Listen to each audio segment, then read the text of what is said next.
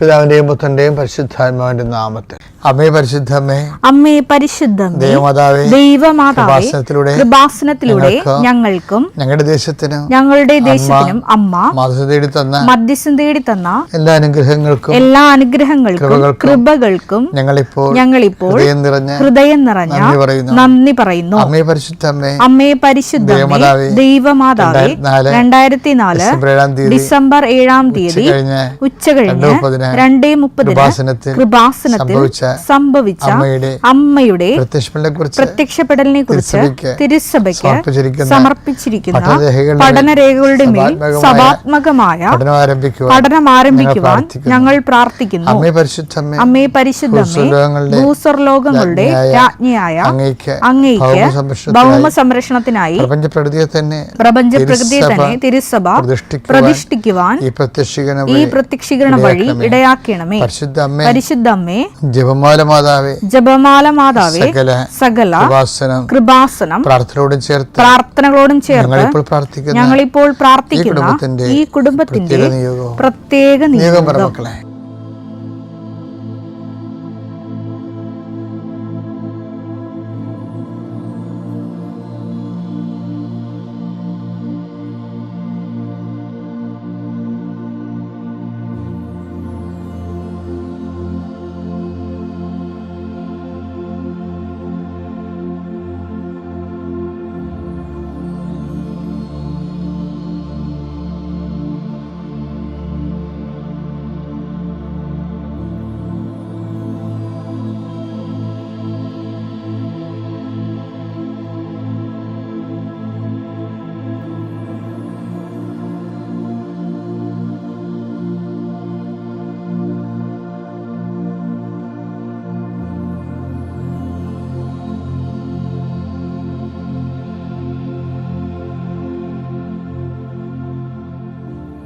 അമ്മയുടെ പ്രത്യക്ഷീകരണത്തിന്റെ ഈ അനുഗ്രഹവേളയിൽ ഞങ്ങൾക്ക് സാധിച്ചു തരുവാൻ കനിയണമേ. വിശ്വാസ പ്രമാണം. സർവശക്തനായ പിതാവും ആകാശത്തിന്റെയും ഭൂമിയുടെയും സൃഷ്ടാവുമായ ദൈവത്തിൽ ഞാൻ വിശ്വസിക്കുന്നു. അവിടുത്തെ ഏകപുത്രനും ഞങ്ങളുടെ കർത്താവുമായ ഈശോമിശിഹായിലും ഞാൻ വിശ്വസിക്കുന്നു. ഈ പുത്രൻ പരിശുദ്ധാത്മാവിനാൽ ഗർഭസ്ഥനായി കന്യകാമറിയത്തിൽ നിന്ന് പിറന്ന് പൊന്തിയോസ് പീലാത്തോസിന്റെ കാലത്ത് പീഡകൾ സഹിച്ച് കുരിശിൽ തറയ്ക്കപ്പെട്ട് മരിച്ച് അടക്കപ്പെട്ട് പാതാളങ്ങളിൽ ഇറങ്ങി മരിച്ചവരുടെ ഇടയിൽ നിന്ന് 3-ാം നാൾ ഉയർത്ത് സ്വർഗത്തിലേക്ക് എഴുന്നള്ളി സർവശക്തിയുള്ള പിതാവായ ദൈവത്തിന്റെ വലതുഭാഗത്തിരിക്കുന്നു. അവിടെ നിന്ന് ജീവിക്കുന്നവരെയും മരിച്ചവരെയും വിധിക്കുവാൻ വരുമെന്നും ഞാൻ വിശ്വസിക്കുന്നു. പരിശുദ്ധാത്മാവിലും ഞാൻ വിശ്വസിക്കുന്നു. വിശുദ്ധ കത്തോലിക്കാ സഭയിലും പുണ്യവാന്മാരുടെ ഐക്യത്തിലും പാപങ്ങളുടെ മോചനത്തിലും ശരീരത്തിന്റെ ഉയർപ്പിലും നിത്യമായ ജീവിതത്തിലും ഞാൻ വിശ്വസിക്കുന്നു. ആമേൻ. സ്വർഗ്ഗസ്ഥനായ ഞങ്ങളുടെ പിതാവേ, അങ്ങയുടെ നാമം പൂജിതമാകണമേ. അങ്ങയുടെ രാജ്യം വരണമേ. അങ്ങയുടെ തിരുമനസ് സ്വർഗത്തിലെ പോലെ ഭൂമിയിലും ആകണമേ. അന്നു വേണ്ടുന്ന ആഹാരം ഇന്ന് ഞങ്ങൾക്ക് തരണമേ. ഞങ്ങളോട് തെറ്റ് ചെയ്യുന്നവരോട് ഞങ്ങൾ ക്ഷമിക്കുന്നത് പോലെ ഞങ്ങളുടെ തെറ്റുകൾ ഞങ്ങളോടും ക്ഷമിക്കണമേ. ഞങ്ങളെ പ്രലോഭനത്തിൽ ഉൾപ്പെടുത്തരുതേ, തിന്മയിൽ ഞങ്ങൾ രക്ഷിക്കണമേ. ആമേൻ. നന്മ നിറഞ്ഞ മറിയമേ, സ്വസ്തി. കർത്താവ് അങ്ങയുടെ കൂടെ സ്ത്രീകളിൽ അങ്ങ് അനുഗ്രഹിക്കപ്പെട്ടവളാകുന്നു. അങ്ങയുടെ ഉദരത്തിൻ ഫലമായി ഈശോ അനുഗ്രഹിക്കപ്പെട്ടവനാകുന്നു. പരിശുദ്ധ മറിയമേ, തമ്പുരാന്റെ അമ്മേ, പാപികളായ ഞങ്ങൾക്ക് വേണ്ടി ഇപ്പോഴും ഞങ്ങളുടെ മരണസമയത്തും തമ്പുരാനോട് അപേക്ഷിക്കണമേ. ആമേൻ. കർത്താവേ, നിന്റെ ഉന്നതമായ നാമത്തിന് സ്തോത്രം ചെയ്യുന്നു. കർത്താവേ, നിന്റെ വിശുദ്ധ പൗരോഹിത്യത്തെ മഹത്വപ്പെടുത്തണമേ. കർത്താവെ, സഭയിലുള്ള സാന്നിധ്യം പ്രകടമാക്കണമേ. 39 വർഷം ഞാൻ അർപ്പിച്ച കൃപാനയുടെ യോഗ്യതയാൽ കൃപാസ്ഥാനത്താറെ ജീവനോടെ പ്രത്യക്ഷപ്പെട്ട മാതാവിൻ്റെ മാധ്യസ്ഥത്താൽ ഇന്ന് മെയ് 23-ാം തീയതിയായ വെള്ളിയാഴ്ച യാത്ര ചെയ്യുന്ന എല്ലാ മക്കളെയും ഞാൻ ആശീർവദിക്കുന്നു. നിങ്ങളുടെ യാത്രയുടെ ലക്ഷ്യങ്ങൾ കർത്താവിൻ്റെ നാമത്തിൽ ആശീർവദിക്കപ്പെടട്ടെ.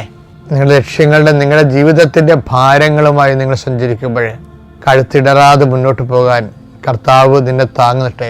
അധ്വാനിക്കുന്നവനും ഭാരം വഹിക്കുന്നവനും എൻ്റെ അടുക്കൽ വരിക, ഞാൻ നിങ്ങളെ ആശ്വസിപ്പിക്കാമെന്ന് അളിച്ചത് കർത്താവിൻ്റെ വചനത്തിലെ ആ ആശ്വാസ വചനത്തിലെ പ്രത്യാശ അർപ്പിച്ചുകൊണ്ട് ദൈവവേദലെ നീ മുന്നേറുക. നിൻ്റെ ഇടത്തും വലത്തും വീട്ടിലും വഴിയിലും ജലത്തിലും കരയിലും വാഗ്ദാനപ്രകാരം നിൻ്റെ ദൈവത്തിൻ്റെ ദൂതൻ നിനക്ക് മുമ്പേയും സഞ്ചരിക്കട്ടെ. അമ്മ പരിശുദ്ധ ദേവമാതാവ് കാനായിലെ കല്യാണ കുടുംബത്തിൽ എന്നതുപോലെ നിന്റെ അവശതകളും പോരായ്മയില്ലകളും നീ അറിയുന്ന മുമ്പ് തന്നെ അറിഞ്ഞുകൊണ്ട് നിനക്ക് വേണ്ടി മധ്യസ്ഥം വഹിക്കട്ടെ. എല്ലാ മലാഖന്മാരും വിശുദ്ധന്മാരും രക്തസാക്ഷികൾ നീ ചെയ്യുന്ന പ്രവൃത്തികൾ ദൈവതിരുസന്നിധിയിൽ ആദരണീയമാകുന്നതിന് വേണ്ടിയും അത് സ്വീകാര്യമാകുന്നതിന് വേണ്ടിയും കർത്താവ് എൻ്റെ പരിശുദ്ധാത്മ നയിക്കപ്പെടുകയും നീ അനുഗ്രഹിക്കപ്പെടുകയും ചെയ്യട്ടെ. നീ ആർക്ക് വേണ്ടിയാണ് വാദിക്കുന്നത്, ആർക്ക് വേണ്ടിയാണ് നീ ശുപാർശ ചെയ്യുന്നത്, അവരെ കർത്താവ് ആശീർവദിക്കട്ടെ. നിൻ്റെ മധ്യസ്ഥ പ്രാർത്ഥനയ്ക്ക് പകരം നിൻ്റെ മധ്യസ്ഥ പ്രാർത്ഥന ദൈവദിവസം വിലയുള്ളതാകുവാൻ ആവശ്യമായ ദൈവത്തിൻ്റെ സുവിശേഷ പ്രവർത്തനങ്ങൾ ദൈവസ്നേഹത്തോടെ ചെയ്തുകൊണ്ട് നിൻ്റെ സ്വർഗീയമായ ആധ്യാത്മികമായ ആസ്തി പദ്ധതികൾ ഉറപ്പിക്കുവാൻ കർത്താവ് നിന്നെ ആശീർവദിക്കട്ടെ. എൻ്റെ കർത്താവിൻ്റെ ഉന്നതമായ നാമത്തിൽ സഭയുടെ അധികാരത്തിൽ നിൻ്റെ അധ്വാന ശേഷികൾ വർദ്ധിക്കുകയും അധ്വാന ഫലങ്ങൾ അഭിവൃദ്ധി പ്രാപിക്കുകയും ചെയ്യട്ടെ. എൻ്റെ കർത്താവിൻ്റെ ഉന്നതമായ നാമത്തിൽ സഭയുടെ അധികാരത്തിൽ കുരിശിൻ്റെ അടയാളത്തിൽ നീ എന്ത് ആഗ്രഹിക്കുന്നുവോ ഈ ദൈവത്തെ മുൻനിർത്തിക്കൊണ്ട് ആഗ്രഹിക്കുന്ന സൗഖ്യങ്ങൾ, ആഗ്രഹിക്കുന്ന വിടുതലുകൾ യേശുവിൻ്റെ നാമത്തിൽ തൽക്ഷണം മാതാവിൻ്റെ മധ്യസ്ഥ പ്രാപിക്കട്ടെ. എൻ്റെ കർത്താവിനുമായ നാമത്തിൽ നീ ഇടപെടുന്ന വ്യക്തികൾ, സംസാരിക്കുന്ന വിഷയങ്ങൾ, ഇടപെടുന്ന കാര്യങ്ങളെല്ലാം കർത്താവിൻ്റെ കൃപ നിറയട്ടെ. കർത്താവെ, ഇന്നത്തെ ദിവസം സമർപ്പിച്ച് പ്രാർത്ഥിക്കുന്നു. ഇന്നത്തെ ദിവസത്തിൻ്റെ യാത്രാ വഴികൾ, യാത്രാ ലക്ഷ്യങ്ങൾ എല്ലാം അതിൻ്റെ തടസ്സങ്ങൾ യേശുവിൻ്റെ നാമത്തിൽ മാറിപ്പോകട്ടെ. കർത്താവ്, രാവിലെ അങ്ങയുടെ തിരുസന്നിധിയിൽ തിരിച്ചണയുന്ന കാലത്തെ വഴിവെക്കിലെല്ലാം നിന്നെ കണ്ടുമുട്ടിയതിൻ്റെ അനുഭവങ്ങൾ മനസ്സിലോർത്ത് നിനക്ക് നന്ദി പറയുവാൻ ഈ ദൈവപൈതലിനെ കർത്താവ് മുദ്ര അനുഗ്രഹം നൽകട്ടെ എന്ന് പ്രാർത്ഥിക്കുന്നു. നിൻ്റെ അടിക്കടി നിൻ്റെ വിശ്വാസം വർദ്ധിക്കുകയും അടിക്കടി നിൻ്റെ ദൈവസ്നേഹം വർദ്ധിക്കുകയും നീ ദൈവത്തിൻ്റെ സുവിശേഷ സാക്ഷ്യം വഹിക്കാൻ നിനക്ക് ഭാരമില്ലാതൊരു ആ സാക്ഷ്യം വഹിക്കുവാൻ പറ്റുന്ന രീതിയിൽ ദൈവം നിന്നെ ആശീർവദിക്കുകയും അനുഗ്രഹിക്കുകയും ചെയ്യട്ടെ. നിത്യം പിതാവും പുത്രനും പരിശുദ്ധാത്മാ സർവ്വീശ്വരെ നയിക്കുക. ആമേൻ. എൻ്റെ പ്രിയപ്പെട്ടവരെ, ഉടമ്പടി ജീവിതത്തിലെ നമ്മുടെ ഡെയിലി ബ്രെഡ്, അനുദിന ആത്മമന്ന എന്നീ ശുശ്രൂഷയുടെ തുടങ്ങാനുള്ള കാരണം ഉടമ്പടി എടുത്തവരെ ലക്ഷ്യം വെച്ചുകൊണ്ടാണ്. ഉടമ്പടി എടുത്തവരെ ചിലർ രാവിലെ ഒരു പ്രാർത്ഥന അച്ഛനുമായിട്ട് കിട്ടിയിരുന്നെങ്കിലെന്ന് ആശിക്കുന്ന പോലുള്ള സാക്ഷ്യങ്ങൾ പറയും. നമുക്ക് നേരത്തെ അങ്ങനെ ചെറുതായിട്ടുണ്ടായിരുന്നു, പക്ഷെ അത് റെക്കോർഡ് ചെയ്തിട്ട് മധ്യസ്ഥ പ്രാർത്ഥന സ്വരം ആയിട്ട് കേൾക്കണത്. അപ്പോൾ അത് അല്ലാതെ അച്ഛൻ സ്ക്രീനിൽ വന്നിട്ട് നമുക്ക് ഒരുമിച്ച് പ്രാർത്ഥിക്കാൻ പറ്റുന്ന സാഹചര്യം പണ്ട് കോവിഡ് കാലത്ത് അങ്ങനെ ചെയ്യുമായിരുന്നു. ആ അനുഭവങ്ങളെ വെളിച്ചത്തിൽ ആൾക്കാർ ആവശ്യപ്പെട്ടിട്ടാണ് നമ്മൾ ഈ ഡെയിലി ബ്രെഡ് തുടങ്ങാൻ കാര്യം. കോവിഡ് കാലത്ത് ഓൺലൈനിൽ തന്നെ എല്ലാവർക്കും വേണ്ടി പ്രാർത്ഥിക്കുമായിരുന്നു. അത് തന്നെ ഇത്. അപ്പം അത് ആൾക്കാർക്ക് എല്ലാ ആശ്വാസവും അനുഭവം ഉണ്ടായിട്ടുണ്ട്. അപ്പം അതുപോലെ തന്നെ നിങ്ങൾക്ക് ഓരോ ദിവസവും, അതുകൊണ്ട് ഇതിത്തിരി ബുദ്ധിമുട്ടാണ് എനിക്ക്, എന്നാലും ഞാനത് ചെയ്യണതിൻ്റെ കാരണം സുവിശേഷം പ്രസംഗിക്കുക സാഹചര്യം അനുകൂലമാണെങ്കിലും അല്ലെങ്കിലും ഒന്നില്ലേ. 2 തിമോത്തി 4:2 വചനം പ്രസംഗിക്കുക സാഹചര്യങ്ങൾ അനുകൂലമാണെങ്കിലും അല്ലെങ്കിലും ജാഗരൂകതയോടെ വർത്തിക്കുക. മറ്റുള്ളവരിൽ ബോധ്യം ജനിപ്പിക്കുകയും അവരെ ശാസിക്കുകയും ഉദ്ബോധിപ്പിക്കുകയും ചെയ്യുക. ഇതെല്ലാം ഞാൻ ചെയ്യണതാണ്. നിങ്ങൾക്കറിയാമല്ലോ, ഉടമ്പടി ഞാൻ കേൾക്കുമ്പോൾ ഒരു ശാസ്ത്രം കിട്ടാത്ത ഒരു ഒറ്റ ഉടമ്പടി ധ്യാനം പോലും ഉണ്ടാകത്തില്ല. എന്തെങ്കിലുമൊക്കെ അച്ഛൻ നിങ്ങൾ വഴക്ക് പറയും. അത് കാര്യം ഇത് സുവിശേഷത്തിൽ അങ്ങനെ ശാസിക്കേണ്ടതാണ്. അതായത് ഇടയൻ ആടുകളെ നയിക്കുമ്പോൾ ചിലരിങ്ങനെ അപഭ്രംശം സംഭവിക്കത്തില്ലേ, അപ്പോൾ ഒരു കൊട്ടും മുട്ടൊക്കെ കൊടുത്തിട്ടാണ് നേരെ ആക്കി വെക്കുന്നത്. അപ്പം അതുപോലെ ശാസനം കിട്ടും. പിന്നെ എന്താണ് ബോധ്യം. അപ്പോൾ ഞാൻ എപ്പോഴും കർത്താവിനോട് പറയുകയാണ്, കർത്താവേ, ജനങ്ങൾക്ക് ഞാൻ സംസാരിക്കുമ്പോൾ ബോധ്യം കിട്ടണമെന്ന്. പണ്ടേ ഞാൻ സംസാരിച്ച ആൾക്കാർക്ക് മനസ്സിലാവത്തില്ലായിരുന്നു. ഞാൻ സെമിനാരിൽ നിന്ന് ഫ്രഷ് ഹാൻഡായിട്ട് ഇറങ്ങിയിട്ട് ആദ്യത്തെ 3 കൊല്ലമൊക്കെ സംസാരിക്കുമ്പോൾ അച്ഛൻ പറഞ്ഞൊന്നും മനസ്സിലാടെന്ന് പറയും. അപ്പോൾ എനിക്ക് തന്നെ അറിയാം ഞാൻ ഓവർ തിയോളജിക്കലും ഓവർ ഫിലോസഫിക്കലുമാണ്. അങ്ങായിട്ടാണ് പണ്ട് സംസാരിച്ചുകൊണ്ടിരുന്നത്. അപ്പം അതിന് ജീവിതമായിട്ട് യാതൊരു ബന്ധവും ഇല്ല. അവസാനം ഞാൻ തന്നെ ചോദിച്ചു വാങ്ങിച്ചതാണ്. സിമ്പിളായിട്ടുള്ള ലളിതമായ രീതിയിൽ കർത്താവെ ജനങ്ങളോട് സംസാരിക്കാൻ ഇടയാക്കണമെന്ന്. ഇന്നത്തെ ശൈലി അതിനേക്കാൾ മാറി. ഇന്ന് വചനത്തിൻ്റെ പൊരുളുകൾ ജീവിതത്തിൻ്റെ ബന്ധിയായിട്ട് ലിങ്ക് ചെയ്ത് അവതരിപ്പിക്കാൻ കർത്താവ് ഒരു പ്രത്യേക അഭിഷേകം തന്നു. അത് ഞാനത് കഴിഞ്ഞ ദിവസങ്ങളിൽ ഒരു ചേച്ചി ഒരു സാക്ഷിയൊക്കെ പറഞ്ഞിരുന്നു.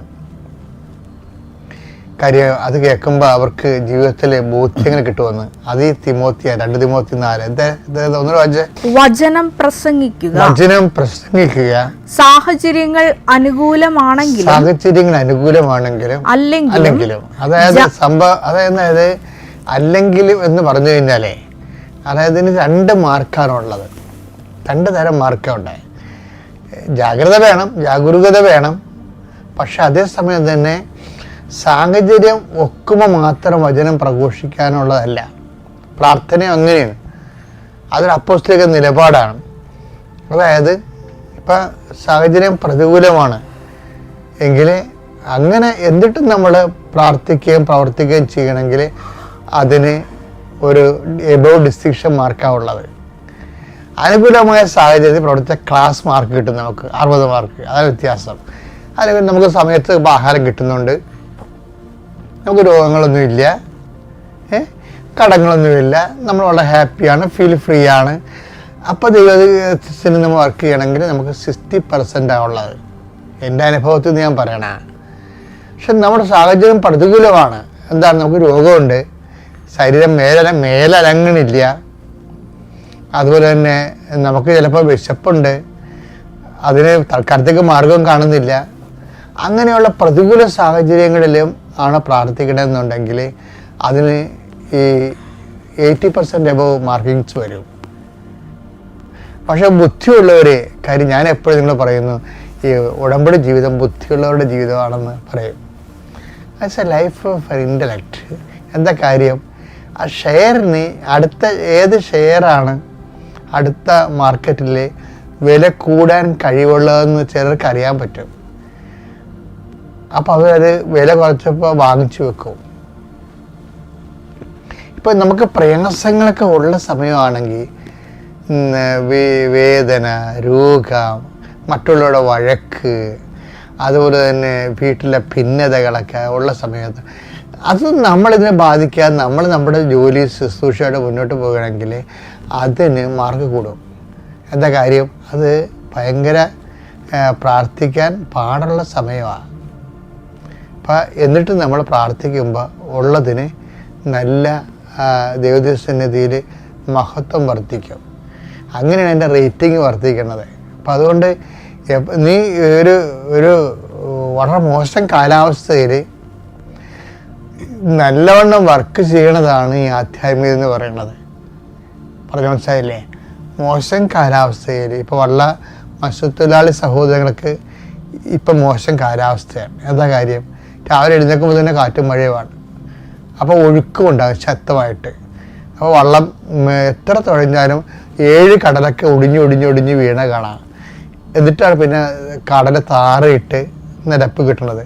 ചിലപ്പോൾ കമന്നും പോകും. ആ സമയത്ത് നമുക്ക് അത് 1 by 1 ആയിട്ട് ഒരു കണക്ക് തെറ്റിപ്പോയി കഴിഞ്ഞാൽ നമുക്ക് തിരയുന്ന വള്ളം കമലണത് ഞാൻ കണ്ടിട്ടുണ്ട്, നേരിട്ട് കണ്ടിട്ടുണ്ട്. അപ്പോൾ എന്ത് സംഭവം എന്ന് വെച്ച് കഴിഞ്ഞാൽ ആ സമയത്ത് ഈ നമ്മുടെ ആധ്യാത്മിക ജീവിതത്തിലും ഇതുപോലുള്ള ഒരു സമയമാണ് നിനക്കെന്ന് വിചാരിച്ചോ. വഴക്കുണ്ട്, കേസുണ്ട്, പോലീസ് സ്റ്റേഷനിൽ ചെല്ലാൻ പറഞ്ഞിരിക്കുന്നു, കുടുംബത്തിൽ വീട്ടിൽ സാമ്പത്തിക ബാധ്യത കാര്യങ്ങളുണ്ട്, കുഞ്ഞുങ്ങളുടെ പഠനമുണ്ട്, അവരുടെ പരീക്ഷ, അവരുടെ ഉപരി വിദ്യാഭ്യാസത്തിന് വേണ്ടിയുള്ള ചിലവുണ്ട്. അപ്പം നീ ഇങ്ങനെ എവിടെ പായുമെന്നറിയാൻ പോലെ നിൽക്കുന്ന സമയമാണെങ്കിലും ഈ സമയത്ത് നിനക്ക് നമ്മൾ ഒരു സ്വർഗസ്വനായ പിതാവിന് 1 കോടി രൂപയുടെ അത്രയും വിലയുള്ള സമയമാണിത്. മനസ്സിലായില്ലേ? അപ്പം അതുകൊണ്ട് അയ്യോ എന്നിട്ട് ഞാൻ ഇത്രയും കഷ്ടപ്പെടല്ലോ, എന്നിട്ട് ഇത്രയും ഞാൻ ഇങ്ങനെ ദൈവത്തിന് ഒപ്പ് ജീവിച്ചിട്ടും എനിക്ക് കഷ്ടപ്പാടാണല്ലോ, എനിക്ക് പ്രാർത്ഥിച്ചിട്ട് എന്ത് കാര്യം എന്നൊക്കെ പറഞ്ഞുകൊണ്ട് ചില ഇൻഡയറക്റ്റ് അല്ല ഇഡിയറ്റ്സ് അല്ലേ അവർ പ്രെയർ ചെയ്യാതിരിക്കും. അപ്പോൾ ഈ സമയത്താണ് നമുക്ക് പ്രേയർ. അപ്പോൾ എല്ലായ്പ്പോഴും ഓർക്കണം, ജീവിതം പ്രശ്നത്തിലിരിക്കുമ്പോൾ നമുക്ക് നല്ല റേറ്റിംഗ് ഉണ്ടാകും നമ്മുടെ തന്നെ. അപ്പോൾ നിങ്ങൾ എന്ത് ചെയ്യണമെന്നറിയാമോ? നിങ്ങൾ അതൊന്നും നോക്കാതെ കണ്ണുടച്ച് പ്രാർത്ഥനാ ജീവിതത്തിൽ, സുവിശേഷ സാക്ഷ്യ ജീവിതത്തിൽ വെള്ളം ചേർക്കാതെ മുന്നോട്ട് പോകണം. എന്നിട്ട് എന്ത് ചെയ്താൽ ഈശോ ഇത് ഒരു സമയമാകുമ്പോൾ ഈശോ ഇതെല്ലാം കറക്റ്റ് ആൻസർ ചെയ്യുന്ന സമയമുണ്ട്. അത് ഭയങ്കര രസമാണ്. ചെറിയ സമയത്ത് നമുക്ക് കാര്യങ്ങൾ സെറ്റാണ് കാണാം. അപ്പം അതുകൊണ്ട് സന്തോഷമായിരിക്കുക. സാഹചര്യം പ്രതികൂലമാണെങ്കിൽ തന്നെ നിൻ്റെ ആധ്യാത്മിക ജീവിതം ഒരു അല്പം പോലും തടസ്സമില്ല മുന്നോട്ട് കൊണ്ടുപോവുക. കർത്താവ് തന്നെ അനുഗ്രഹിക്കട്ടെ. എൻ്റെ തിരുവുമാരനും അമ്മയ്ക്കും കോടി നന്ദി പറയുന്നു. ഞാൻ ആദ്യമായി ഉടമ്പടി എടുത്തത് 18/7/22 എടുക്കാനുണ്ടായ കാരണം എനിക്ക് നല്ലൊരു വയറുവേദന ഉണ്ടായിരുന്നു. അത് 3 വർഷമായിട്ട് തുടങ്ങുകയായിരുന്നു. അപ്പോൾ അടുത്തുള്ള ഒരു ചേച്ചി വന്ന് എന്നോട് പറഞ്ഞു, ലേഖ ഞാനൊരു തൈലം പുരട്ടി പ്രാർത്ഥിക്കാം, നീ അതിൽ വിശ്വസിക്കുമോ എന്ന് ചോദിച്ചു. ഞാൻ പറഞ്ഞു അതിനെന്താ, ഇത്രയും നാൾ ഞാൻ മരുന്ന് കഴിച്ചതല്ലേ, വിശ്വസിക്കുന്നതിന് എനിക്ക് ഒരു കുഴപ്പവുമില്ലെന്ന് പറഞ്ഞു. ഞാനൊരു ഹിന്ദുവാണ്. ആ ചേച്ചി വന്ന് എനിക്ക് ഉടമ്പടി തൈലം കൊണ്ടുവന്ന് എൻ്റെ പുക്കളിൽ കുരിശ് വരച്ചു. 3-4 ദിവസമായിട്ട് ഉറങ്ങാത്ത ഞാൻ അന്ന് ആ ചേച്ചി തൈലം തേച്ചതിന് ശേഷം ഞാൻ അന്ന് രാവിലെ തൊട്ട് വൈകുന്നവരെ കിടന്നങ്ങ് ഉറങ്ങി. വീട്ടിലും ആരും എന്നെ വിളിച്ചില്ല. എന്താണെന്ന് വെച്ചാൽ ഞാൻ 3-4 ദിവസം കൊണ്ട് ഉറങ്ങാതെ കിടക്കുകയായിരുന്നു. അത് കാരണം വീട്ടിൽ ആരും തന്നെ എന്നെ വിളിച്ച് ഉണർത്തിയില്ല. പിന്നെ അതോടെ പിന്നെ ഉണർന്നെഴുന്നേറ്റ് വന്നപ്പോൾ എൻ്റെ വയറുവേദന മാറി. പിന്നെ ടെസ്റ്റ് ചെയ്തപ്പം പറഞ്ഞു ഫൈബ്രോയിഡാണ്, ഓപ്പറേഷൻ ചെയ്യേണ്ടി വരും. ഈ ഒരുപാട് പ്രാവശ്യം വയർ ഓപ്പൺ ചെയ്തതാണ്, സർജറി ചെയ്തതാണ്. അപ്പോൾ ഞാൻ പറഞ്ഞു, എൻ്റെ മാതാവേ ഇനിയും വയറ് കീറാനുള്ള ഇടം വരുത്തരുതേ, അല്ലാതെ തന്നെ ഇവരെല്ലാം എടുത്ത് നീക്കം ചെയ്യണേ എന്ന് പറഞ്ഞു. അപ്പോൾ മറിയാമെന്നാണ് ആ സിസ്റ്ററിൻ്റെ പേര്. ആ ചേച്ചി എന്നോട് പറഞ്ഞു, നീ വന്ന് ഉടമ്പടി എടുക്കാൻ. അതോടെയാണ് ഞാൻ ഈ കൃപാസനത്തിൽ വന്ന് ഉടമ്പടി ആദ്യമായി എടുത്തത്. അതിൽ ഞാൻ 6 നിയോഗം വെച്ചു. ആദ്യത്തെ നിയോഗം എൻ്റെ വയറുവേദനയുടെ തന്നെ ഞാൻ എഴുതി. ഓപ്പറേഷനൊന്നും ഇല്ലാതെ തന്നെ അത് പൂർത്തീകരിച്ചു. പിന്നെ എൻ്റെ മകന് വേണ്ടിയാണ് 2ാമത്തെ നിയോഗം വെച്ചിരുന്നത്. 2 വർഷമായിട്ട് ജോലിയൊന്നുമില്ലാതെ തെക്കുവടക്ക് ഈ ആമ്പിള്ളേരുടെ നല്ല സമയമല്ലേ, ഉഴപ്പി നടക്കുന്ന സമയം. ഞാൻ വളരെ ദുഃഖിച്ചാണ് ഇവന് വേണ്ടി അത് എഴുതിയത്. അപ്പോൾ ജോലിയില്ലാതെ വന്ന് ഇവനെ വിളിക്കുമ്പോഴൊന്നും വരത്തില്ല. അമ്മയ്ക്കെന്താ വട്ടുണ്ടോ, ഇങ്ങനെയൊക്കെയാണ് എന്നോട് ചോദിക്കുന്നത്. അപ്പോൾ ഞാൻ പറഞ്ഞു, മോനെ ഇത് നല്ലൊരു സ്ഥലമാണ്, നീ എൻ്റെ കൂടെ ഒന്ന് വാ, നമുക്കവിടെ വരെ ഒന്ന് വൈകിട്ട് പോകാം. ഞാൻ ഈ വൈകിട്ടത്തെ സമയമൊക്കെ ഈ ഇവിടെ പ്രാർത്ഥിക്കുന്ന സമയത്ത് ഞാൻ എങ്ങനെയെങ്കിലും ഇവിടെ നിന്ന് ഓടി വരാറുണ്ട്. ആ പ്രാർത്ഥനയിൽ നിൽക്കുമ്പോൾ എനിക്ക് ഒത്തിരി സമാധാനം കിട്ടാറുണ്ട്. അപ്പോൾ ഞാനിവിടെ വന്ന് പ്രാർത്ഥനയിൽ നിൽക്കുമ്പോൾ ഇവനെ ഒരു ദിവസം ഞാൻ പറഞ്ഞു, എൻ്റെ മോനെ വണ്ടിയും കൊണ്ട് വാ, അമ്മയ്ക്ക് ഓടിക്കാൻ മേല, എനിക്ക് കൃപാസനത്തിൽ വരെ ഒന്ന് പോകണമെന്ന് പറഞ്ഞു. അപ്പോൾ ഇവൻ പറഞ്ഞു, ഞാൻ വരാം. അപ്പോൾ ഇവനെ ഞാൻ കൊണ്ടുവന്നു. ഞാനിവിടെ പ്രാർത്ഥിക്കാനിരുന്നു. അപ്പോൾ അവിടെ ജഡ്ജിയുടെ ഒരു വണ്ടി പുറത്ത് കിടപ്പുണ്ട്. വലിയ ആളാരാണ്ടാണ് വന്നിരിക്കുന്നത്. അപ്പോൾ ഞാൻ പറഞ്ഞു, എടാ അവരുടെയൊക്കെ മുമ്പിൽ നീ ആരാണ്? അമ്മയുടെ മുമ്പിൽ അമ്മയ്ക്ക് സാധിക്കാൻ പറ്റാത്തതൊന്നുമില്ല, അമ്മയ്ക്ക് അസാധ്യമായിട്ടൊന്നുമില്ല മോനെ, നീ വന്ന് എൻ്റെ കൂടെ വന്നൊന്ന് പ്രാർത്ഥിക്കാൻ പറഞ്ഞു. അപ്പോൾ ഞാനിവിടെ പ്രാർത്ഥിച്ച് മുട്ടുകുത്തി കരഞ്ഞു പ്രാർത്ഥിക്കുക. ഇങ്ങനെ നോക്കിക്കൊണ്ടിരുന്നപ്പോൾ പുറകോട്ട് നോക്കി ഇവൻ എൻ്റെ കൂടെ വന്നു. അവിടെ നിന്നൊന്ന് തൊഴുതു. അപ്പോൾ തിരിഞ്ഞു നോക്കിയപ്പോൾ ഇവനെ കണ്ടില്ല. ഇവനെ തിരിഞ്ഞ്, ദൈവമേ ഇവൻ അങ്ങോട്ട് പോയി. ഞാൻ എളുപ്പം തന്നെ ഓടി പുറകോട്ട് ചെന്ന് നോക്കിയപ്പം ഇവൻ ഫോണിൽ കൂടെ സ്പീച്ച് ചെയ്യുകയാണ്. ഇംഗ്ലീഷിലാണ് സംസാരിക്കുന്നത്, എനിക്കൊന്നും മനസ്സിലാകുന്നുമില്ല. അപ്പോൾ ഞാൻ പറഞ്ഞു, മോനെ നീ ആരോടാ, വല്ല പെൺപിള്ളാരോടുമാണോ സംസാരിക്കുന്നത്? ഞാനങ്ങ് ചോദിച്ചു, ആരാ നിന്നെ ഇപ്പം വിളിക്കാനുള്ളതെന്ന് ചോദിച്ചു. അപ്പോൾ മിണ്ടാതെ ഇവൻ ആക്ഷൻ കാണിച്ചു. അപ്പോൾ ഞാൻ പറഞ്ഞു, എന്താണ്? അപ്പം സാലറിയുടെ കാര്യമൊക്കെ ഇവൻ പറയുന്നുണ്ടായിരുന്നു. ഈ തിരുനടയിൽ വന്ന് അന്ന് തന്നെ ഇവന് ജോലി അപ്പോൾ തന്നെ അവന് കിട്ടി, സാങ്ഷനായി. അവനൊരു ഇൻ്റർവ്യൂ നടന്നു. ആ സമയത്ത് തന്നെ സാലറി പറഞ്ഞു. സാലറി വെറും കുറച്ചാണ് ഇവൻ പറഞ്ഞത്. എങ്കിലും അതിന് മുകളിലായിട്ട് 50 പറഞ്ഞെങ്കിലും അവർ 65 തന്നെ സ്റ്റാർട്ട് ചെയ്ത് കൊടുത്തു. ആഫ്രിക്കയിൽ HSV ഓഫീസറായിട്ട് അവന് ജോലി കിട്ടി. അത് എൻ്റെ വലിയൊരു അനുഗ്രഹമാണ്. ഇവനിങ്ങനെ നടക്കുമ്പം ഞാൻ പറഞ്ഞു, ഈ ഉഴപ്പുഴ നടക്കുന്ന സമയത്ത് ആരുമില്ലാത്ത വേറൊരു സാധനവും കിട്ടാത്ത ഒരു സ്ഥലത്തേക്ക് വേണം ഇവനെ വിടാൻ, അല്ലാതെ ഇവൻ നേരെയാകില്ല. എൻ്റെ അമ്മേ കാത്തുകൊള്ളണേ നീ എന്ന് പറഞ്ഞ് ഞാൻ എന്നും കരയുമായിരുന്നു. ദിവസവും രാവിലെ 5:30 ആകുന്നതിന് മുമ്പേ ഞാൻ എണീറ്റ് പ്രാർത്ഥിക്കും. ആ പ്രാർത്ഥനയിൽ ഞാൻ മുട്ടുകുത്തിക്കാരൻ ഇവൻ്റെ കാര്യങ്ങളാണ് മുമ്പേ പറയാറുള്ളത്. അതെല്ലാം എൻ്റെ അമ്മ സാധിച്ചു തന്നു. പിന്നെ എനിക്കൊരു 6 പവൻ്റെ സ്വർണം ഒരാൾക്ക് ഇതുപോലെ അവരുടെ അമ്മയ്ക്ക് സുഖമില്ല, പല പ്രാവശ്യമായിട്ട് എന്നോട് സ്വർണം മേടിച്ച് പണയം വെച്ചു. ഞാനൊരു സ്ഥാപനത്തിൽ ജോലി ചെയ്യുന്നുണ്ടായിരുന്നു, ഓച്ചറയിൽ. അപ്പോൾ അവിടെ വന്ന് ഓരോ പ്രാവശ്യം മേടിക്കുമ്പോൾ ഞാൻ വിചാരിക്കുക, എടാ ഈ സ്വർണ്ണം ഇരുന്നിട്ട് കാര്യമില്ല, ആരുടെയെങ്കിലും മക്കൾക്കും അറിയത്തില്ല, അച്ഛനും അറിയത്തില്ല, ഒരു മോനേ ഉള്ളൂ. അപ്പം എന്നോട് പറഞ്ഞു, അമ്മ എന്തിനാ ഇതൊക്കെ ഇങ്ങനെ കൊടുക്കുന്നതെന്ന് ചോദിച്ചു. മോനെ ആരെങ്കിലും സഹായിക്കട്ടെ. അങ്ങനെ ഒരു സഹായം ഞാൻ കൊടുത്താണ്. അങ്ങനെ കൊടുത്തു. 2-3 വർഷമായിട്ടും അവനെ 6 പവൻ എടുത്തു തന്നില്ല. അതുപോലെ തന്നെ ആ നിയോഗത്തിൽ ഞാൻ അതും വെച്ചു. അവൻ്റെ വസ്തു വിറ്റിട്ടാണ് ആ 6 പവനും എനിക്ക് എടുത്തു തന്നത്. അതും വേറെ നിയോഗം. അത് ചെറുതും വലുതുമായിട്ട് എൻ്റെ അമ്മയുടെ അടുക്കൽ ഞാൻ എന്താഗ്രഹിച്ചാലും എൻ്റെ അമ്മ അതിൻ്റെ ഇരട്ടിയായിട്ടാണ് എനിക്ക് തന്നുകൊണ്ടിരിക്കുന്നത്. ഞാൻ പ്രേക്ഷിത വേലകളാണെങ്കിലും എല്ലാം അത് അമ്മ പറയുന്നതനുസരിച്ച് ഞാൻ നടക്കുന്നുണ്ട്. ഇപ്പോഴും ഞാൻ ഉടമ്പടിയിലാണ്. ഇനി അങ്ങോട്ടും ഞാൻ എൻ്റെ മകനോടും പറഞ്ഞു, എൻ്റെ ജീവിതത്തിൽ നിങ്ങൾ ആരും ഇടപെടേണ്ട, ഞാൻ ഇതിൽ നിന്ന് ഇനി മുന്നോട്ട് പോവുകയുള്ളൂ. എല്ലാ ഓൾഡ് ഏജ് ഹോമിലൊക്കെ സമയം കിട്ടുമ്പം പോയി അവരോടൊത്ത് സഹകരിക്കും. പിന്നെ അനാഥാലയം ഉണ്ട്, നമ്മുടെ ഇവിടെ തന്നെ ഉണ്ട് ഒരു അനാഥാലയം. മിക്കവാറും മകനോടും പറഞ്ഞ് ചില ദിവസങ്ങളൊക്കെ ഒരു ചാക്കരിയും ഒക്കെ കൊണ്ടുപോയാലും എനിക്ക് തൃപ്തിയാവില്ല. അവർക്ക് എന്ത് കൊടുത്താലും എനിക്ക് തൃപ്തി വരത്തില്ല. ഞാൻ ദൈവത്തോട് പറയും, ദൈവമേ എൻ്റെ കൈ നിറച്ച് എന്തെങ്കിലുമൊക്കെ കിട്ടിയാൽ ഞാൻ സഹായിക്കാൻ. എനിക്ക് മകനും പറഞ്ഞ പോലെ അവൻ അയച്ചു തരും, പൈസയും തരും, എല്ലാവർക്കും കൊടുക്കാനൊക്കെ അവനും നിർബന്ധമായിട്ടും പറഞ്ഞു കഴിഞ്ഞാൽ അവൻ സാധിച്ചു തരും. അതുപോലെ ആദ്യത്തെ ശമ്പളം കിട്ടിയപ്പോഴും ഞാൻ എൻ്റെ അമ്മയ്ക്ക് 1000 രൂപ ആദ്യത്തെ ശമ്പളത്തിൽ ഞാനിവിടെ കൊണ്ടുവന്ന് രസീത് എഴുതിച്ച് കൊടുത്തു. പിന്നീടൊന്നും ഇവനിങ്ങനെ വന്നും പോയും ഒക്കെ നിൽക്കുമായിരുന്നു. അങ്ങനെ എല്ലാ കാര്യങ്ങളും എൻ്റെ അമ്മയുടെ ഇതിലാണ് നടക്കുന്നത്. അത് പ്രേക്ഷിത വില. അതുപോലെ എല്ലാ മാസവും പത്രം മേടിക്കുമെന്ന്. പത്രം മേടിച്ച് ഒരിടത്ത് ഈ പ്രാവശ്യം കൊടുക്കുകയാണെങ്കിൽ പിന്നെ ആ പ്രാവശ്യം അങ്ങോട്ട് പോകത്തില്ല, അടുത്ത ദിവസം വേറെ എവിടെയെങ്കിലും കൊണ്ട് കൊടുക്കും. അതുപോലെ തന്നെ എൻ്റെ സ്വന്തം വീട് കായംകുളമാണ്. കായംകുളത്ത് പോകുമ്പോൾ ആ ബന്ധു വീട്ടുകളിലൊക്കെ പോകുമ്പോൾ ആ പരിസരത്തെല്ലാം ഞാൻ 2 കെട്ട് പത്രവും ഇവിടെ വരുന്ന വണ്ടിയിൽ ഇറങ്ങി അലിച്ച് തന്നെ ഞങ്ങൾ വണ്ടിയും കൊണ്ട് പോകുമ്പോൾ അത് പത്രം ഇട്ടാണ് പോകുന്നത്. അവിടെ കാപ്പിലെ കൃഷ്ണപുരം അവിടെ നിന്നൊക്കെ ആൾക്കാർ വന്ന് എൻ്റെ ഇതിൽ തന്നെ വന്ന് 10-15 പേരോളം ഇപ്പോൾ ഉടമ്പടി എടുത്തിട്ടുണ്ട്. അവർക്കെല്ലാം അമ്മ അനുഗ്രഹം കൊടുക്കട്ടെ എന്നാണ് ഞാൻ പ്രാർത്ഥിക്കുന്നത്. എല്ലാ പ്രാർത്ഥന. അതുപോലെ വൈകിട്ട് സന്ധ്യ പ്രാർത്ഥനയിൽ ചിലപ്പോൾ എനിക്കൊരു ഷോപ്പുണ്ട് മാരാരിക്കുളം ടെമ്പിളിനടുത്ത് തന്നെയാണ്. അവിടെ വൈകിട്ട് 5:30-6:30 ആകുമ്പോഴാണ് അടച്ചിട്ട് വരുന്നത്. എന്നാലും വീട്ടിൽ വന്ന് ജോലി കഴിഞ്ഞാലും ചിലപ്പോൾ 10:30 ആകും. എന്നാലും ആ സായാഹ്ന പ്രാർത്ഥന മുട്ടയിൽ നിന്ന് പ്രാർത്ഥിക്കും. ബൈബിള് ഓരോ ഭാഗം വായിച്ചുകൊണ്ടേ ഇരിക്കുകയാണ്. ഓരോ ഭാഗവും വായിച്ചു തീർന്ന് പിന്നീടും എനിക്ക് സ്റ്റാർട്ട് ചെയ്ത് അങ്ങനെ തുടങ്ങും. പക്ഷേ 91-ാം സങ്കീർത്തനം, 51-ാം സങ്കീർത്തനം, 125-ാം സങ്കീർത്തനം, 121-ാം സങ്കീർത്തനം ഇതെല്ലാം ഞാൻ എല്ലാ ദിവസവും വായിച്ച് ഉറങ്ങുകയുള്ളൂ. എന്ന് വെച്ചാൽ ഞാൻ ഈ ജപമാല കൊണ്ട്, അതുപോലെ തന്നെ വൈകിട്ട് ഈ പ്രാർത്ഥന കഴിഞ്ഞാലും എനിക്ക് ജപമാല ചെല്ലണം. ഈ മൊത്തം 5 രഹസ്യങ്ങളും ഞാൻ 5 രഹസ്യങ്ങളും ചൊല്ലി പ്രാർത്ഥിച്ചിട്ടേ വൈകിട്ട് ഞാൻ കിടക്കാറുള്ളൂ. അപ്പോൾ വൈകിട്ട് സന്ധ്യ 11 മണിയായാലും ഫ്രണ്ടിലുള്ള ആ വരാന്തയിൽ ഞാൻ ഈ ജപമാലയും കൊണ്ട് നടക്കും. ആ 5 എന്താണെന്ന് വെച്ചാൽ ഉറക്കം തൂങ്ങി ചെല്ലരുതല്ലോ. അകത്ത് മെഴുകുതിരി കത്തിച്ച് വയ്ക്കും. അതുപോലെ തന്നെ പുറത്ത് ഈ ജപമാല നടന്ന് ഞാൻ ചെല്ലി തീർക്കും. എന്നാലേ എനിക്കൊരു സമാധാനം കിട്ടുകയുള്ളൂ.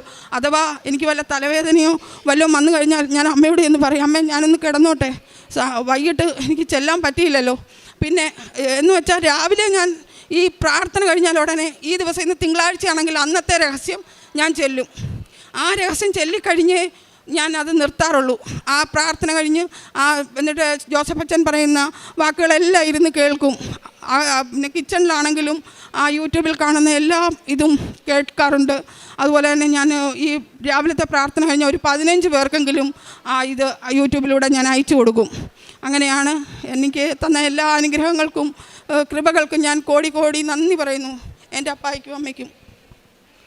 പിതാവിനും അമ്മയ്ക്കും 100 കോടി നന്ദി. മലയാളം എനിക്ക് കുറച്ച് പ്രശ്നമാണ്. കാരണം ഞാൻ 8th സ്റ്റാൻഡേർഡ് മുതൽ പഠിച്ചത് അതിനപ്പുറം ഹിന്ദിയായിരുന്നു. അതുകൊണ്ടാണ് അമ്മയാണ് ഉടമ്പടി എടുത്തത്. ഞാൻ അറിഞ്ഞില്ല ഇതൊന്നും. അപ്പോൾ ഓൾറെഡി എന്നെ പലവട്ടമായിട്ട് വിളിക്കുന്നുണ്ട്. ഞാനിങ്ങനെ കൂട്ടുകെട്ടി എല്ലാവർക്കും അറിയാമല്ലോ, ടീനേജ് എന്ന് പറഞ്ഞൊരു സെറ്റപ്പ് എന്ന് പറഞ്ഞാൽ നമ്മൾ കറങ്ങിയടിച്ച് നടക്കുന്നതാണ്. എല്ലാ ന്യൂ ജനറേഷൻ പിള്ളേരും അങ്ങനെ തന്നെയാണ്. അപ്പോൾ ഞാനും അതുകൂട്ട് തന്നെയായിരുന്നു. അടിച്ചു പൊളിച്ചൊക്കെ കണക്ക് പഠിക്കുന്നത്. വിശ്വാസമൊന്നുമില്ല. ഞാൻ ആക്ച്വലി ഹിന്ദുവാണ്. പക്ഷേ എന്നാലും 10th ശേഷം നമ്മുടെ എല്ലാം കേരളം എന്ന് പറയുമ്പോഴത്തേക്ക് എല്ലാ ജാതിക്കാരും ഒന്നാണ്. എല്ലായിടത്തും ചെന്ന് കഴിഞ്ഞാൽ നമ്മൾ വിദേശത്ത് പോയി കഴിഞ്ഞാലും കേരളം എന്ന് പറയുമ്പോൾ അവർക്ക് പ്രത്യേകതര സ്നേഹമാണ്. ബിക്കോസ് അവിടെ ജാതി ഭേദം അതൊന്നും ഇല്ലാതെയാണ് എല്ലാവരും താമസിക്കുന്നതെന്ന് അവർക്കറിയാം. സോ എന്നിട്ട് ഞാനങ്ങനെ ഒരു വട്ടം അമ്മ ഇത് കൂട്ട് തന്നെ പറഞ്ഞു കൂട്ട് തന്നെ വയ്യാന്ന് പറഞ്ഞു എൻ്റെ അടുക്ക്. ഞാൻ കുറേ വട്ടം എന്നെ വിളിച്ചു, ഞാൻ വന്നില്ല. ഞാൻ പറഞ്ഞു ഇതൊന്നും ഇല്ല, ചുമ്മാ ഇതിലൊന്നുമല്ല, മനസ്സിൽ മതി, വിശ്വാസം അത്ര ഉള്ളെന്നൊക്കെ പറഞ്ഞ് ഞാൻ നടക്കുന്നത്. എങ്ങും പോകത്തില്ല, പള്ളിയിൽ നിന്ന് മാത്രമല്ല അമ്പലം എങ്ങും പോകത്തില്ലായിരുന്നു ഞാൻ.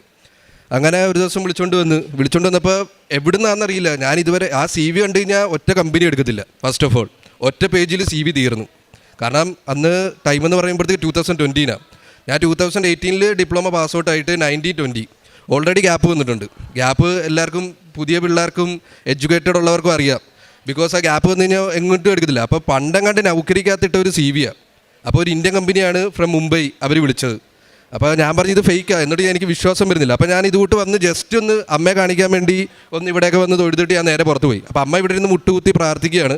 ഞാൻ ജസ്റ്റ് പുറത്ത് പോയി കഴിഞ്ഞപ്പോൾ ഈ ജഡ്ജിയുടെ കാര്യം പറഞ്ഞത് തന്നെ, ഇത്ര ഹൈ റേഞ്ചിലുള്ള ഹൈ ലെവലിലുള്ള ആൾക്കാർ വരുന്നു, നീ ആരാന്ന് എൻ്റെ അടുക്ക് അമ്മ ചോദിച്ചത് തന്നെ. അപ്പോൾ ഞാൻ പറയാം അതൊന്നുമില്ല, ഞാൻ പുറത്ത് നിന്നോളാം. അപ്പോൾ ഞാൻ അമ്മയെ ജസ്റ്റ് കയറ്റി ഒന്ന് മുഖം കാണിച്ച് ഇവിടെയൊക്കെ ഒന്ന് തൊഴുത് എന്നിട്ട് പുറത്ത് പോയി. മനസ്സോടെയാണ് വന്നിട്ട് ജസ്റ്റ് അമ്മയെ ഒന്ന് ഇതാക്കാൻ വേണ്ടി ജസ്റ്റ് കയറിയതാണ്. പെട്ടെന്ന് തന്നെ ഞാൻ പുറത്ത് പോയി കഴിഞ്ഞപ്പോഴത്തേക്ക് എനിക്ക് കോൾ വന്നു. അമ്മ ചോദിച്ചോട്ട് ഇംഗ്ലീഷിലാണ് കോൾ വന്ന്, ഇതുകൂട്ട് ഒരു കമ്പനിയിൽ നിന്ന് വിളിക്കുവാണ് നിങ്ങളുടെ. അപ്പോൾ ഞാൻ ചോദിച്ചു എൻ്റെ CV ആയിരുന്നെന്ന് ചോദിച്ചു. അപ്പോൾ പറഞ്ഞ് നിങ്ങൾ അന്നേരം ഓണം ടൈമാണ്. അപ്പോൾ ഞാൻ റിഫൈനറി ഓൾറെഡി എനിക്കൊരു വർക്കുണ്ട്, HPCL റിഫൈനറി, ഞാൻ സേഫ്റ്റി ഓഫീസറായിട്ട് വർക്ക് ചെയ്യുമായിരുന്നു. അപ്പോൾ അവിടെ ഇങ്ങനെ ഇടയ്ക്ക് വരും ഇടയ്ക്ക് പോകും. അപ്പോൾ പിന്നെ ഞാൻ അത് കളഞ്ഞിട്ട് വന്നു. അപ്പോൾ എൻ്റെ ചേട്ടൻ ഓൾറെഡി ഹൈപ്പർ മാർക്കറ്റ് നടത്തുന്നുണ്ട് ഓച്ചിറ, അവിടെ ലാംസി എന്ന് പറഞ്ഞൊരു കടയാണ്. അപ്പോൾ അവിടത്തേക്ക് ഈ ഓണത്തിൻ്റെ സീസൺ ആകുമ്പോൾ ഭയങ്കര തിരക്കായിരിക്കും. അപ്പോൾ എന്നെ വിളിച്ച്, അപ്പോൾ അത് കഴിഞ്ഞിട്ട് കോൾ വന്ന് ഞാൻ എടുത്ത് ഇതുകൂട്ടാണ്. അപ്പോൾ ഞാൻ എന്നിട്ട് അവരുടെ അടുക്ക ചോദിക്കുക, ജോലി കിട്ടിയതുമല്ല, ഞാൻ അവരുടെ അടുക്ക എഗെയിൻസ്റ്റ് ചോദിക്കുവാണ്. HR ഒരു മാഡം ആയിരുന്നു. ആ മാഡത്തിൻ്റെ അടുക്ക ഞാൻ ചോദിച്ചു നിങ്ങൾക്ക് എൻ്റെ CV എവിടെ നിന്നാണ് കിട്ടിയെന്ന് ചോദിച്ചു. ഞാൻ ജോലിയുടെ കാര്യമൊന്നുമല്ല ചോദിക്കുന്നത്, CV ആരും തന്നു. അപ്പോൾ അവർ പറഞ്ഞ് റെഫറൻസ് അല്ല, ഇത് ഞങ്ങൾ നൗക്കരി ത്രൂ എടുത്തതാണ്. ഞാൻ പറഞ്ഞ ആ CV എഡിറ്റഡ് അല്ല, അപ്ഡേറ്റഡ് അല്ല, പിന്നെ അങ്ങനെ അല്ല ഇൻ്റർവ്യൂ ഉണ്ടെന്ന് പറഞ്ഞു. അന്നേരം തന്നെ ഓൾറെഡി ആ ടൈമിൽ തന്നെ വോയിസ് കോള് നമ്മുടെ മാനേജറിൻ്റെ ഡയറക്ടറിൻ്റെ കൊടുത്ത്, സേഫ്റ്റി ഡയറക്ടറിൻ്റെ കയ്യിൽ. അന്നേരം തന്നെ എൻ്റെ ഇൻ്റർവ്യൂ. അപ്പോൾ ആ സാറ് ചോദിക്കുന്നുണ്ട് നീ ട്രാവലിങ്ങിലാണോ അതോ പുറത്തെവിടെയും ആണോ. ഞാൻ പറയും ഇതുകൂട്ടി ഞാനൊരു പള്ളി വരെ വന്നതാണ്, കൃപാസനം എന്ന് പറഞ്ഞ സ്ഥലം വരെ വന്നതാണ്. സാറ് പറഞ്ഞു ഇത് ഹൈവേ സൈഡിലാണെന്ന് പറഞ്ഞ്, നാളെ തന്നെ വണ്ടി കയറിക്കോളണമെന്ന് പറഞ്ഞ് മുംബൈക്ക്. പുള്ളി ഇങ്ങോട്ട് ഫുള്ള് എൻ്റെ ലിസ്റ്റ് എന്ന് വെച്ചാൽ ട്രാക്കിംഗ് ലിസ്റ്റ് എടുത്ത് എവിടെ വീട് അതുവരെ പുള്ളിക്കറിയാം. പുള്ളി പറഞ്ഞ ആലപ്പുഴയിൽ നിന്ന് ഈ ട്രെയിനുണ്ട്, ഇതിന് നാളെ കയറിക്കോളാൻ പറഞ്ഞു. അത്രയും വരെ എടുത്തിട്ടാണ് ആ ഡയറക്ടർ എന്നെ വിളിച്ചത്. അങ്ങനെ ഞാൻ പിന്നെ വിചാരിച്ച് ഇത് ഫേക്ക് ആയിരിക്കും, ഇപ്പോൾ ഒരുപാട് ജോബ് സ്കാംസ് നടക്കുന്നുണ്ട്, അങ്ങനെ ഇങ്ങനെയാണെന്നൊക്കെ പറഞ്ഞു. പിന്നെ വീട്ടിൽ പോയി പ്രശ്നമായി. വീട്ടിൽ പറഞ്ഞ് ഇത് ചിലപ്പോൾ പറ്റത്തില്ല അങ്ങനെ ഇങ്ങനെയാണെന്ന്. പക്ഷേ ചെന്ന് ഞാൻ രണ്ട് കൽപ്പിച്ച് പോയി. അച്ഛൻ എന്നിട്ട് ഞാൻ അറിയാതെ പാസ്പോർട്ട് എടുത്ത് അയച്ചു കൊടുത്തു അവരുടെ അഡ്രസ്സിൽ. ഞാൻ എന്നിട്ട് പിന്നെ അലമ്പി അവിടെ. ഞാൻ ഇതൊക്കെ ജോബ് സെറ്റായിട്ട് ഞാൻ പിന്നെ അലമ്പി. ഞാൻ പിന്നെ കൂട്ടുകാരന്മാരുടെ കൂടെ ഓണമൊക്കെ അല്ലേ അപ്പോൾ അടിച്ചു വിളിക്കാമെന്ന് പറഞ്ഞ് അങ്ങനെ പോയി. പിന്നെ ഞാൻ ഈ ജോബിനെ കുറിച്ച് മൈൻഡ് ചെയ്തില്ല. പക്ഷേ എന്നാലും എൻ്റെ പേരൻസ് അത് ഫോളോ അപ്പ് ചെയ്യുന്നുണ്ടായിരുന്നു. അച്ഛൻ അങ്ങനെ ആ അഡ്രസ്സിലോട്ട് അയച്ചു കൊടുത്തു. അഡ്രസ്സിൽ നിന്ന് പെട്ടെന്ന് തന്നെ നേരെ അവർക്ക് എത്തി. ഇത് ഞാൻ അറിയുന്നതെന്ന് പറഞ്ഞ് എനിക്ക് മെയിൽ വന്നു, കാരണം ആ CV മെയിൽ ID എൻ്റെയാണ്. അപ്പോൾ ആ മെയിൽ ID എനിക്ക് കിട്ടിക്കഴിഞ്ഞപ്പോഴത്തേക്ക് thank you your passport have been received എന്ന് പറഞ്ഞ് എനിക്ക് മെയിൽ റിപ്ലൈ വന്നു. അപ്പോൾ ഞാൻ വീട്ടിൽ വന്ന് പിന്നെ ബഹളം, ഇത് ആരെ അയച്ചു കൊടുത്ത്, അവർ ഫേക്കാണ്, ഇനി എനിക്ക് പാസ്പോർട്ട് ഡ്യൂപ്ലിക്കേറ്റ് ഉണ്ടാക്കേണ്ടെങ്കിൽ വരും. അപ്പോൾ അച്ഛനാണ് എൻ്റെ അടുക്ക പറഞ്ഞ് ബഹളം ഉണ്ടാക്കി. നെക്സ്റ്റ് ഡേ ഞാൻ കൂളായി.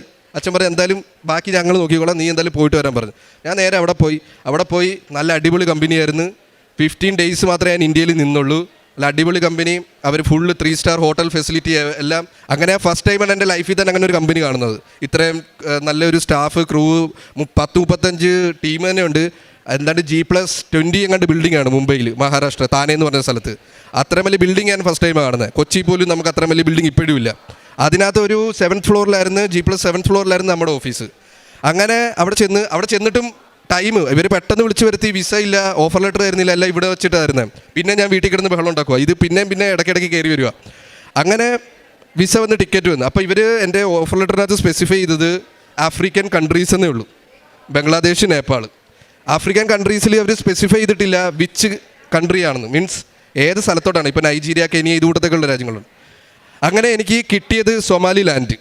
അതിനൊരു കാരണമുണ്ട്. ഈ സൊമാലി ലാൻഡിൽ എന്ന് പറഞ്ഞൊരു മുസ്ലിം കൺട്രിയാണ്, അവിടെ ആൽക്കഹോൾ ബാൻഡാണ്. അപ്പോൾ അതെന്താണെന്ന് അറിഞ്ഞു കഴിഞ്ഞാൽ ഈ ഓൾറെഡി ഉടമ്പടി എടുത്തപ്പോൾ ഞാൻ അറിയാതെ, എനിക്ക് മലയാളം അറിയത്തില്ലല്ലോ, അതിൻ്റെ ഇടയ്ക്ക് അമ്മ എഴുതി കയറ്റിയതായിരുന്നു ഇത്. അവിടെ ചെന്ന് കഴിഞ്ഞപ്പോഴത്തേക്ക് ഞാൻ പറഞ്ഞ് ഇത്, അപ്പോൾ ഞാൻ നല്ല രീതിയിൽ മദ്യപിക്കുമായിരുന്നു ഈ നാട്ടിലൊക്കെ ഇരിക്കുന്ന ടൈമിൽ. അപ്പോൾ ചെന്ന് കഴിഞ്ഞപ്പോഴത്തേക്ക് ഫുള്ള് ഡ്രൈ കൺട്രി. ഈ ഫീ ഡ്രിങ്ക് അവിടെ $2,000 അവിടെ എല്ലാം. ഒരു ഡോളർ എന്ന് പറഞ്ഞാൽ നമ്മുടെ 86 റുപ്പീസാണ്. $2,000 3 വർഷം ജയിലാണ്. അതുകൊണ്ട് നമ്മൾ മലയാളികൾ ആരും ഈ പരിപാടിക്ക് പോകത്തില്ല. കാരണം ഉള്ളത് നമുക്ക് നല്ല ശമ്പളം കിട്ടിയായിരുന്നു, ദൈവത്തിൻ്റെ അനുഗ്രഹം കൊണ്ട്, മാതാവിൻ്റെ അനുഗ്രഹം കൊണ്ട്. അതുകൊണ്ട് അത് നന്നിട്ട് നാട്ടിൽ വരുമ്പോഴല്ല നല്ലത്. വെറുതെ അവിടെയൊക്കെ കിടന്നിട്ട് ഇന്ത്യൻ എംബസി പോലും ഇല്ല. അപ്പോൾ ഞാനിത് അമ്മയോട് ചോദിച്ചു, അമ്മ ഇവിടെ ഇത് സാധനങ്ങളൊന്നുമില്ല, തിയേറ്റർ ഇല്ല, അടിച്ചുപൊളിയില്ല, ഞാൻ തിരിച്ചു വരുവാ, ദുബായ് വല്ല നോക്കാം, നല്ല അവിടെയാ, അതാകുമ്പോൾ എല്ലാം ഉണ്ടെന്ന്. അപ്പോൾ അമ്മ പറയും നീ പേടിക്കണ്ട, മനഃപൂർവ്വം തന്നെ ഞാൻ അങ്ങോട്ട് തന്നെ, അത് മാതാവ് വിട്ടാണ്, നീ അവിടെ നിൽക്കാമെന്ന് പറയും. അപ്പോൾ ഞാൻ എൻ്റെ 1 year കോൺട്രാക്റ്റ് ഫിനിഷ് ചെയ്ത് ഇന്ത്യൻ കമ്പനിയായിട്ട്. ഞാനൊരു കോൺട്രാക്ടർ ബേസിലായിരുന്നു ക്ലയൻറ്റ്. അവിടുത്തെ തന്നെ സോം ഗ്യാസ് എന്ന് പറഞ്ഞ അവിടുത്തെ വലിയ ഗവൺമെൻറ് പ്രൊജക്റ്റ് തന്നെയായിരുന്നു. അത് കഴിഞ്ഞ് തിരിച്ച് വന്നിട്ട് പിന്നെ എനിക്ക് കൺസൾട്ടൻറ്റ് ഒരു ദുബായ് ബേസ്ഡ് കമ്പനി, പാകിസ്ഥാനി കമ്പനിയിലാണ് കിട്ടിയത്. അപ്പോൾ ഞാൻ അവിടെ ദുബായിൽ പോയി. ദുബായിലാണെന്ന് പറഞ്ഞ് ഓക്കെ ലൊക്കേഷൻ ദുബായ് എന്ന് പറഞ്ഞു. പെട്ടെന്ന് തന്നെ എൻ്റെ ടിക്കറ്റ് ആയി കഴിഞ്ഞപ്പോൾ അവർ മാറ്റി. പിന്നെ ഈ സ്ഥലത്ത് തന്നെ 2ാമത്തെ വർഷം ഈ സ്ഥലത്ത് തന്നെ ഞാൻ മടുത്ത്. കാരണം എന്ന് പറഞ്ഞാൽ പൈസ ഉണ്ടാക്കാൻ ഒരു എൻജോയ്മെൻറ്റില്ല, ഒന്നുമില്ല. വീട്ടിൽ വരിക, പേരൻസായിട്ട് കോൾ ചെയ്യുക, ഫ്രണ്ട്സായിട്ട് കോൾ ചെയ്യുക, ഇത് മാത്രം. ഒരു 1 ഡേ നമുക്ക് ലീവ് ഉണ്ട്. പിന്നെ അത് ഞാൻ കംപ്ലീറ്റ് ചെയ്ത്, എല്ലാം നമ്മുടെ 1 ഇയർ കോൺട്രാക്റ്റാണ് നമ്മൾ സൈൻ ചെയ്യുന്നത്. പിന്നെ നമുക്ക് റിന്യൂ ചെയ്യാം. ഇത് ചെയ്ത് കഴിഞ്ഞിട്ട് പിന്നെ ഞാൻ തിരിച്ചു വന്നു. ഒരു വരുന്നല്ല 15 അമ്മ പറഞ്ഞു വിട്ട് 15 ദിവസമൊക്കെ കിട്ടത്തുള്ളൂ. കാരണം 15 ദിവസം കഴിയുമ്പോഴത്തേക്ക് ഇവിടെ എന്നെ നിർത്തുന്നില്ല. അടുത്ത എനിക്ക് കിട്ടുക ഓഫർ ലെറ്റർ, വിസ ഓൾറെഡി ഉണ്ട്, അടുത്ത കമ്പനി മാറുക. സെയിം സ്ഥലത്ത് തന്നെ ക്ലയൻറ്റിൽ കിട്ടി. അവരാണ് പറഞ്ഞത് 15 ദിവസത്തിനുള്ളിൽ കയറണം. അതും ആഫ്രിക്ക തന്നെ. ഇപ്പോൾ ഞാൻ ആഫ്രിക്ക തന്നെയാണ്. മിക്കവാറും ഞാൻ അവിടെ തന്നെ പെർമനൻ്റ് ആവും. മാതാവിൻ്റെ അനുഗ്രഹം കൊണ്ട് വേറെ ഒരു ഓപ്ഷനും ഇല്ല. വേറെ എല്ലാം മരുന്ന് റിജക്റ്റ് തന്നെ അടിച്ചു പോവുകയാണ്. കാരണം വേറെ ഉള്ള സ്ഥലങ്ങളിലൊക്കെ അടിപൊളിയാണ്. ഇപ്പോൾ സൗദി അവിടെ എല്ലാം അടിപൊളിയാണ്. എല്ലാം കാണും, അലമ്പാനുള്ള എല്ലാ ഇതുമുണ്ട്, ലൂപ്സ് ഉണ്ട്. അതുകൊണ്ട് എൻ്റെ ലൈഫ് ഇപ്പോൾ ആഫ്രിക്ക തന്നെയാണ്. ഞാനിപ്പോൾ ആഫ്രിക്ക തന്നെയാണ് വന്നത്. ഇനിയും തിരിച്ച് ഞാൻ ആഫ്രിക്കയിലോട്ട് തന്നെയാണ് പോകുന്നത്. ഓൾറെഡി ഞാൻ ഓഫർ ലെറ്റർ സൈൻ ചെയ്ത്. അതുകൊണ്ടാണ് ഞാൻ അമ്മയായിട്ട് വന്ന് പറഞ്ഞത്. അപ്പോൾ ആദ്യമേ പറഞ്ഞ ഉടമ്പടി എടുത്ത ആൾക്കേ സാക്ഷ്യം പറയാൻ പറ്റത്തുള്ളൂ. അപ്പോൾ ഞാൻ അറിയാതെ അമ്മ എടുത്താണ് ഉടമ്പടി. അപ്പോൾ എനിക്കും പറയണമെന്ന് തോന്നി. എല്ലാത്തിനും ദൈവത്തിനോട് ഞാൻ നന്ദി പറയുന്നു. Thank you. യെശയ്യാ 44:3-4 തിരുവചനങ്ങൾ. വരണ്ട ഭൂമിയിൽ ജലവും ഉണങ്ങിയ നിലത്ത് അരുവികളും ഞാൻ ഒഴുക്കും. നിൻ്റെ സന്തതികളുടെ മേൽ എൻ്റെ ആത്മാവും നിൻ്റെ മക്കളുടെ മേൽ എൻ്റെ അനുഗ്രഹവും ഞാൻ വർഷിക്കും. ജലത്തിൽ സസ്യങ്ങളും നദീതീരത്ത് അലരികളും പോലെ അവർ തഴച്ചു പടരും. ശ്രീദേവി എന്ന ഈ അമ്മയും മകനും ഇത്ര ദൈവാനുഗ്രഹത്തിൻ്റെ സാക്ഷ്യമാണ് സന്തോഷത്തോടെ അമ്മയുടെ തിരുനടയിൽ സമർപ്പിച്ച് പറയുന്നത്. അമ്മ ആദ്യം പറഞ്ഞു, അമ്മ ഇവിടെ വരുവാനുണ്ടായ ആദ്യത്തെ ഒരു സാഹചര്യം ഒരു രോഗാവസ്ഥയുമായി ബന്ധപ്പെട്ട് വയറ് തുറക്കുവാനാവാത്ത വിധം അത്രയേറെ തവണ വയറിൻ്റെ ഉദരത്തിൻ്റെ ഓപ്പറേഷൻ നടത്തിയ ഒരു സഹോദരിയാണ്. വീണ്ടും അത്തരമൊരു സാഹചര്യത്തിലേക്ക് എത്തുമ്പോഴാണ് അമ്മ മാതാവിൻ്റെ അരികിൽ പ്രാർത്ഥിച്ച് ഉടമ്പടി എടുത്ത് ജീവിച്ചു തുടങ്ങുന്നത്.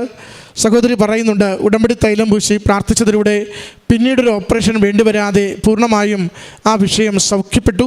അമ്മ മാതാവിൻ്റെ കൈപിടിച്ച് നടത്തിയെന്ന്. ഈ അമ്മ 8 തവണ ഉടമ്പടി പുതുക്കിയാണ് ഈ എൽത്താരയിൽ നിൽക്കുന്നത്. അമ്മ പിന്നീട് പറഞ്ഞത് മകനെക്കുറിച്ചാണ്. പ്രിയമുള്ളവരെ, ഉടമ്പടി ജീവിതം ഒരാളുടെ കണ്ണീര് പോലും അത് വെറുതെ ആവില്ല. നിങ്ങൾ ആർക്കെങ്കിലും വേണ്ടി കണ്ണീരോടെ അമ്മയുടെ കരങ്ങളിൽ ഒരു വിഷയം ഏൽപ്പിച്ചു കൊടുത്താൽ അമ്മ മാതാവ് നമ്മൾ പോലും അത്ഭുതപ്പെടുന്ന വിധത്തിൽ കാര്യങ്ങളെ ഇങ്ങനെ ക്രമീകരിച്ചു കൊണ്ടിരിക്കും. മകനെ അപചാരിതമായി ഇവിടെ കൊണ്ടുവന്നത് അമ്മ മാതാവാണെന്ന് അമ്മ സൂചിപ്പിച്ചു. ഇതാണ് ഉടമ്പടി നമുക്ക് നൽകുന്ന, കണ്ണുകൾക്ക് മുമ്പിൽ നൽകുന്ന വിസ്മരണീയമായ സാക്ഷ്യമെന്ന് പറയുന്നത്.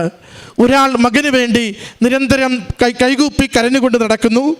അമ്മ മാതാവ് കരം പിടിച്ച് കൂടുതൽ ശ്രേഷ്ഠതയുള്ള, കൂടുതൽ അനുഗ്രഹമുള്ള, കൂടുതൽ ഐശ്വര്യമുള്ള രീതിയിൽ ആ ജീവിതത്തെയും കുടുംബത്തെയും ക്രമീകരിച്ച് എല്ലാവർക്കും സന്തോഷമുള്ള രീതിയിൽ ജീവിതത്തെ ശുഭകരമായി മുന്നോട്ട് പോകുവാൻ സഹായിക്കുന്നു.